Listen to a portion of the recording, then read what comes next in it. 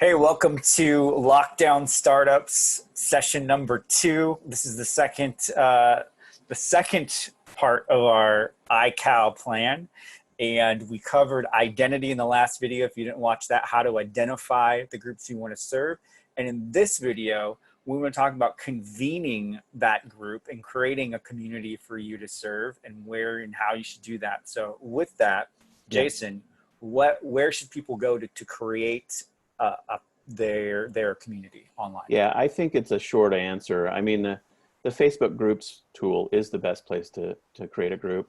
You could use a tool like Mighty Networks or Ning, something like that, but I'll be honest, I mean, Facebook Groups is just so easy to use, and most people are on Facebook or are willing to go on Facebook if they have a meaningful group to participate in.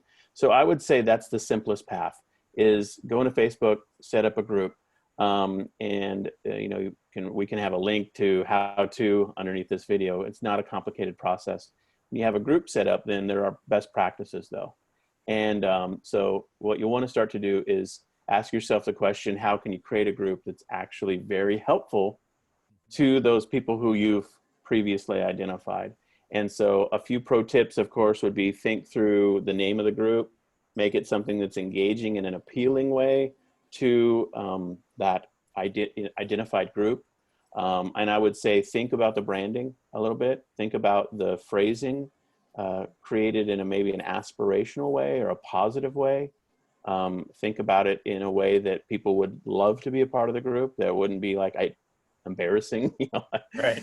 You don't want to create a group for people who they would be embarrassed to say they were part of it. You want to do the opposite of that. So I would say focus on the branding a little bit. It doesn't have to be ultimately the name of your ultimate company or product or anything like that, but just think about how to name it so that it's appealing to people. I think that's my first pro tip.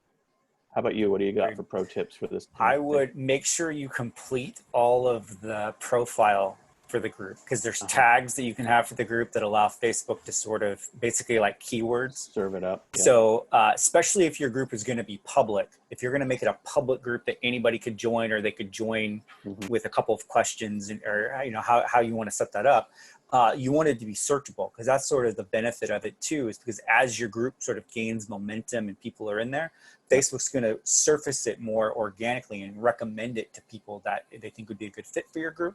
Yep. So it's important to fill all that stuff out. Yeah, I would totally agree. The other thing that you want to set up is group rules. And there's a really nice feature now when you join a group or request to join a group, and you can have this be set up as a private group. You request to join, and there is a list of rules that people confirm. And that I would assume for public groups as well, list of group rules. And you can have things like, we're here to be helpful and courteous, no spam links or affiliate sharing, don't promote your own items, just positive things. Do not fight or argue, always believe the best, very positive sentiment. Those rules actually, most people are good people, but in the absence of rules, they go crazy. So, that's why they're online. So just create a good rule set where you'd say, okay, people are going to behave themselves. And then of course, if they don't, you can kick them out. But I think that's an important step, is create some group rules and norms. That would be my second pro tip. What about you? What else you got? I think the next tip is, if you're building a community, you've got to have trusted moderators in your group. So that could either be a VA, that could be people that you already know and trust that are part of your community, that you want to be a part of it, but you want to have the onus of sort of managing that group on more than one person, because it can be a lot, especially as it scales and your group gets more people in it. It's an ongoing thing to manage that and make sure that it stays, you have high engagement within the group, but also the people are following the rules. Yeah. Kyle, this sounds like good advice we should be taking for our own groups. I know, right? Exactly. The second, or I guess fourth thing I would mention here, is you want to create a simple content sharing plan. Yeah. And so a lot of the content you can just recycle from, basically curating articles, videos, infographics, things that you find around the internet. You just give people credit, but you can just link back to the original source. And so you've got the people who have the problem, you've got a group set up for them, and you're just sharing good articles. And that will by itself give plenty of grist for the mill in terms of conversations and perspective. And so that simple content sharing plan is something that is an effective way to program out how to keep the group engaged. We like to use a tool called Promo Republic. You can find a link to it on our winningonshopify.com site. In fact, we put a link underneath this video. It's a nice scheduling tool, but there are other tools like Planoly and others where you can plan in advance your socially shared items, schedule them so that they go automatically as you find them. So you kind of build a queue of things that are going to be going and create that simple content plan. Yeah.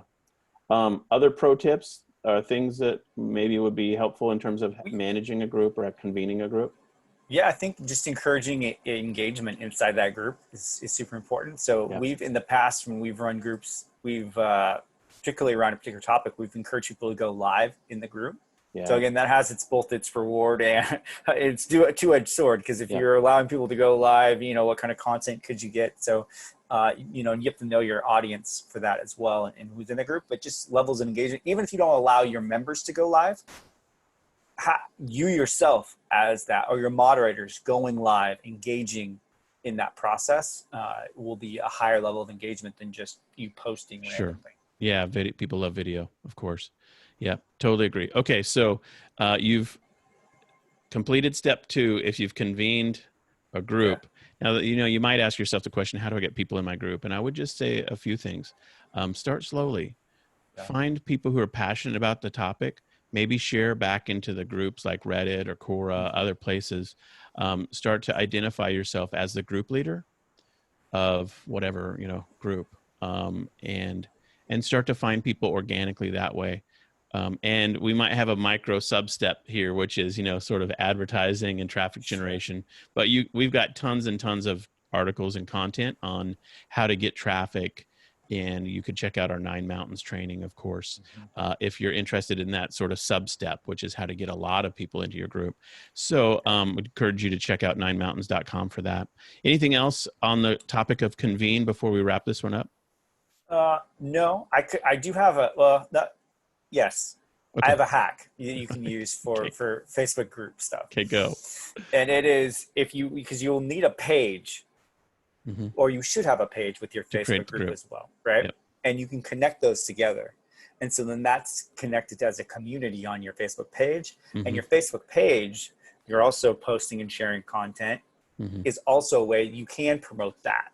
So you can't promote the group directly, but if your group invite is the pinned post on your page and you're promoting that page, indirectly, you're driving traffic and gaining visibility for your group. Yep, absolutely. Okay, so first step is identify a person that you want to serve. Second step is to convene that person with their other like-minded friends and compatriots having the same problem into a Facebook group.